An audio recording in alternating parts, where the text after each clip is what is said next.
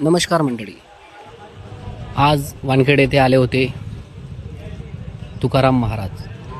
या महाराजांना आपण चांगल्याच पद्धतीने ओळखता.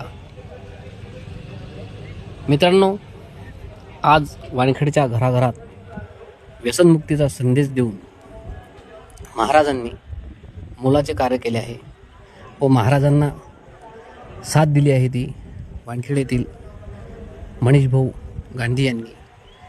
त्यांनी स्वतःचा पैसाच नाही तर वेळ देऊन गावातील तरुण मंडळींना व्यसनमुक्तीतून बाहेर काढण्याचा जणू निर्धार केला असावा.